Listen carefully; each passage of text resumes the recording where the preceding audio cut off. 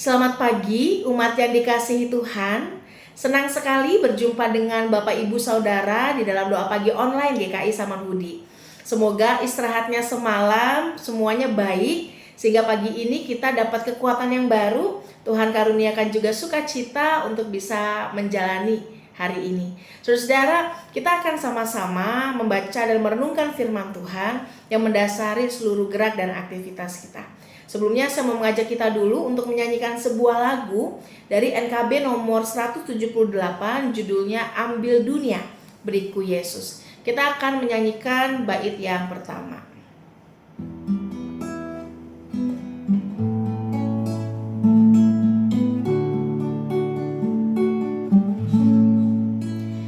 Ambil dunia, beriku Yesus yang setia janjinya, dan kasih-Nya pun abadi, tak berubah selamanya. Oh Bapa luhur mulia, luas lebar kasih-Nya, sungguh purna tebusannya, memberi hidup kekal.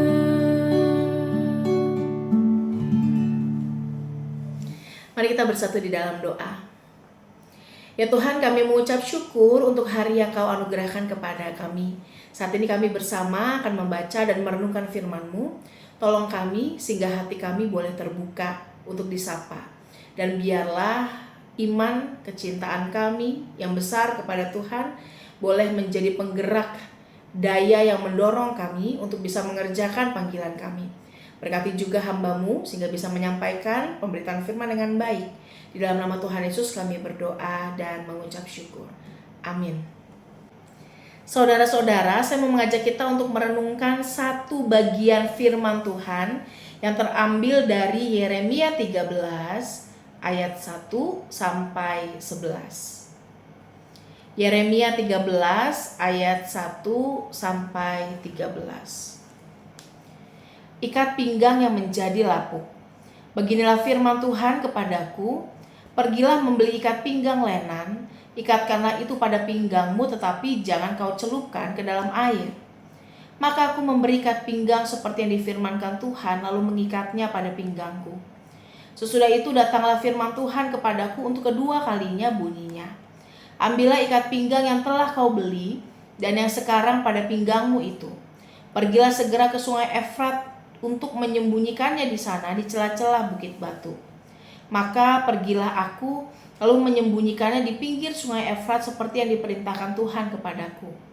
Sesudah beberapa waktu lamanya berfirmanlah Tuhan kepadaku, pergilah segera ke sungai Efrat, mengambil dari sana ikat pinggang yang kuperintahkan kau sembunyikan di sana.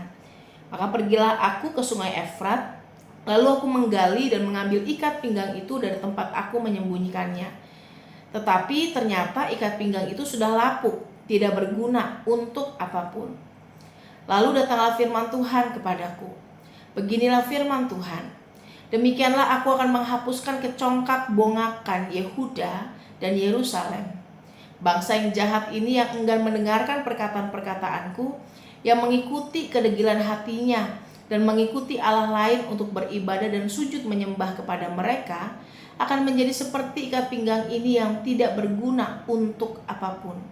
Sebab seperti ikat pinggang melekat pada pinggang seseorang, demikianlah tadinya segenap kaum Israel dan segenap kaum Yehuda kulekatkan kepadaku.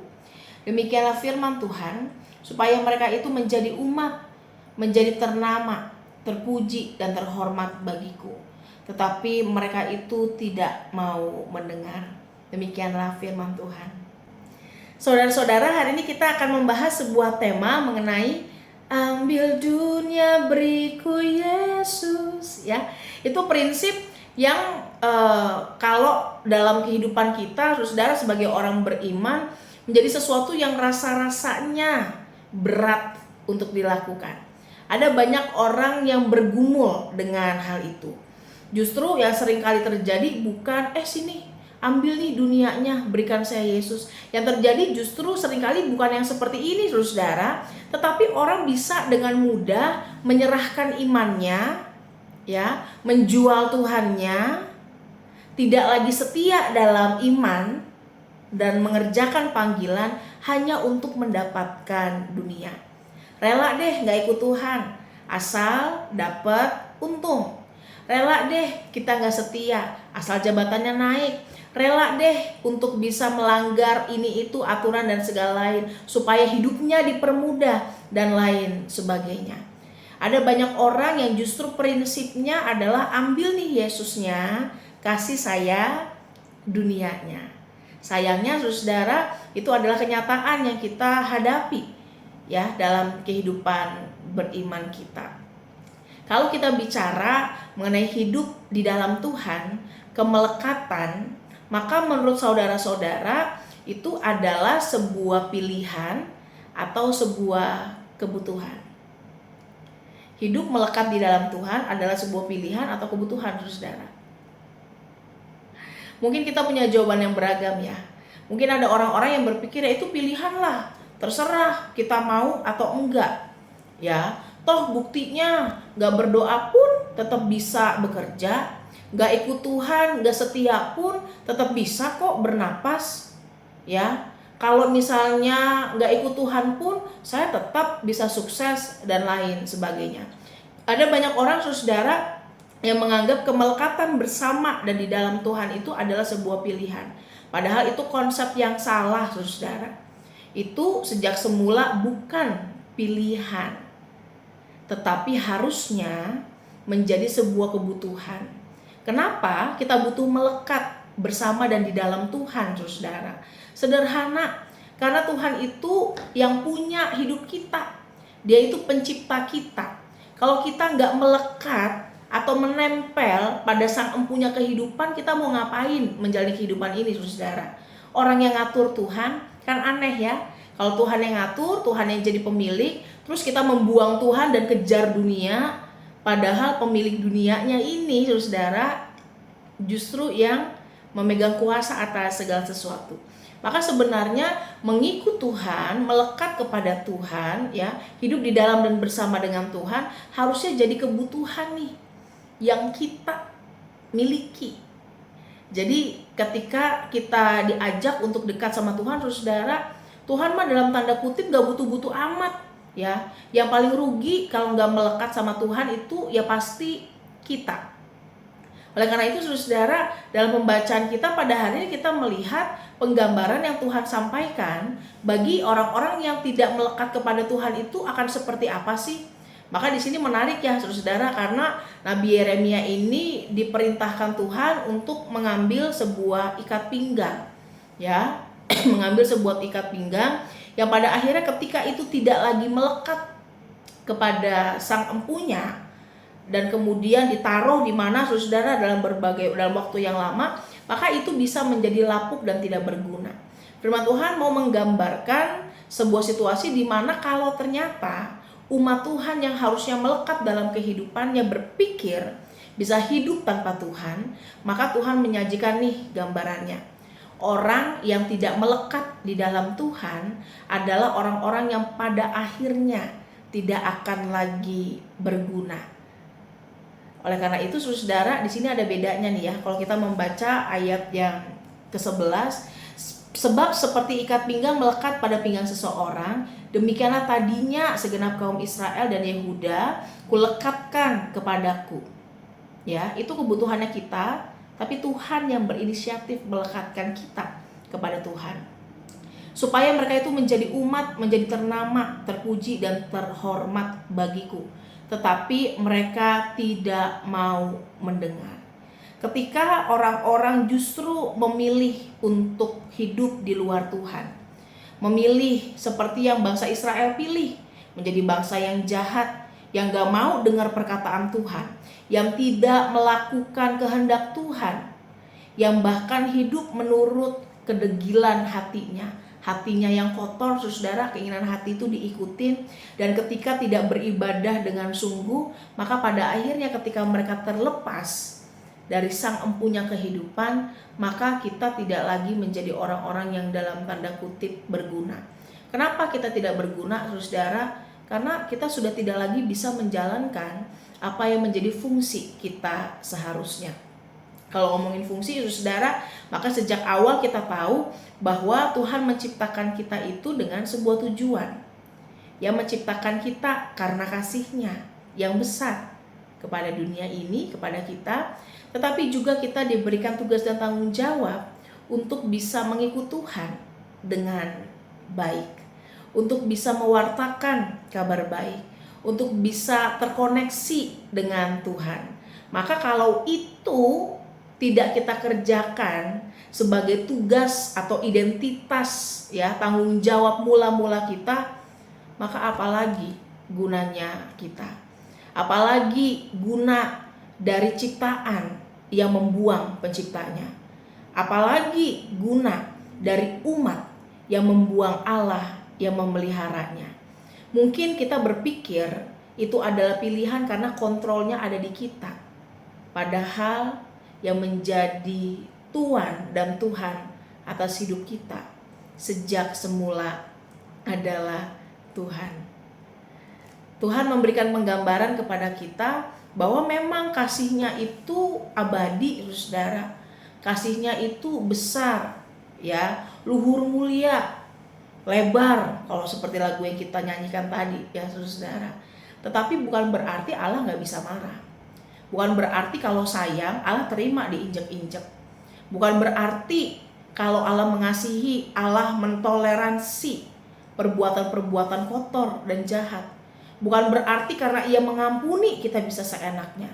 Bukan berarti karena anugerah-Nya yang besar kita bisa memurahkan anugerah itu. Tuhan memang mengasihi kita, tetapi Tuhan juga bisa menghajar kita. Ia bisa mengajar kita atau menghantam kita dengan banyak hal yang Ia bisa lakukan. Maka kerinduan Tuhan ketika Ia menciptakan kita, ketika kita ada di dunia ini, Tuhan rindu agar kita selalu melekat kepada Tuhan. Ingat, bukan untuk kepentingan Tuhan, tetapi kemelekatan itu menjadi kebutuhan kita. Tuhan mau agar kalau kita melekat kepada Tuhan, hidup di dalam bersama dengan Tuhan, maka Tuhan akan memberikan jalan-jalan yang penuh dengan selamat. Supaya apa, saudara? Yang namanya instruksi, ya, yang namanya hidup itu butuh berada atau berjalan pada jalur yang tepat. Karena kalau melenceng, maka kita bisa terhilang dalam tanda kutip di dalam kehidupan ini. Ada satu kutipan menarik, saudara, yang mengatakan bahwa kalau kita taat kepada instruksi dari Tuhan hari ini, maka kita akan tahu arah kita berjalan keesokan harinya. Jadi saudara, bagaimana ketaatan kita pada Tuhan pada hari ini lewat hal-hal yang kecil, lewat apa yang dipercayakan kepada saudara adalah bekal bagi kita untuk bisa menjalani arah kehidupan kita dengan baik. Oleh karena itu, jangan ambil Yesus kasih saya dunia, tetapi nih ambil aja dunia karena ini fana. Ini tidak ada artinya dan bahkan tidak bisa dibandingkan dengan Tuhan. Maka berikan Tuhan yang menjadi pemilik kehidupan kita. Karena kalau Tuhan yang sudah pimpin, saudara, Ia yang berkuasa, gak akan bisa dihalangi oleh apapun. Selamat berproses mengikut Tuhan. Semoga dalam seluruh pergumulan yang kita jalani, betapapun tidak mudahnya itu, kita bisa melihat bagaimana Tuhan menuntun hidup kita. Tuhan memberkati. Mari kita bersatu dalam doa. Tuhan, tolong bantu kami untuk bisa hidup seturut dengan kehendak-Mu dalam segala keterbatasan yang kami miliki, dalam jatuh bangun, suka dan duka. Biarlah kami boleh ditolong untuk bisa melihat apa yang menjadi instruksi Tuhan dalam kehidupan kami. Ada banyak masa di mana kami tahu apa yang jadi kehendak Tuhan lewat jatuh bangun, lewat seluruh pengalaman kami. Tetapi biarlah kuat kuasa Tuhan menopang kami untuk bisa menjalani bagian kami dengan baik. Kami juga saat ini ingin berdoa bagi rekan-rekan kami yang sedang terkena bencana alam, baik rekan-rekan yang ada di Jogja dan sekitarnya yang kemarin baru saja terkena gempa, ataupun di Lumajang dan sekitarnya. Kami menyerahkan ke dalam tangan kasih Tuhan rekan-rekan kami di dalam seluruh duka, dalam seluruh pergumulan yang mereka rasakan. Tuhan turut campur tangan, menopang, dan menyertai mereka melewati segala sesuatu. Proses evakuasi kiranya boleh berjalan dengan baik, dan doa kami agar mereka juga bisa melanjutkan kehidupan mereka. Kami menyerahkan seluruh pergumulan kami ke dalam tangan kasih Tuhan. Kalau kami juga akan kembali dan menjalani kehidupan kami, biar Tuhan yang juga menolong kami, sehingga ini boleh menjadi cara bagi kami untuk berproses dengan baik. Di dalam nama Tuhan Yesus kami berdoa dan mengucap syukur. Amin. Selamat menjalani hari, saudara. Tuhan Yesus berkati. Bagi Bapak Ibu yang memiliki pergumulan khusus dan ingin didoakan, bisa menghubungi rekan-rekan pendeta di nomor berikut.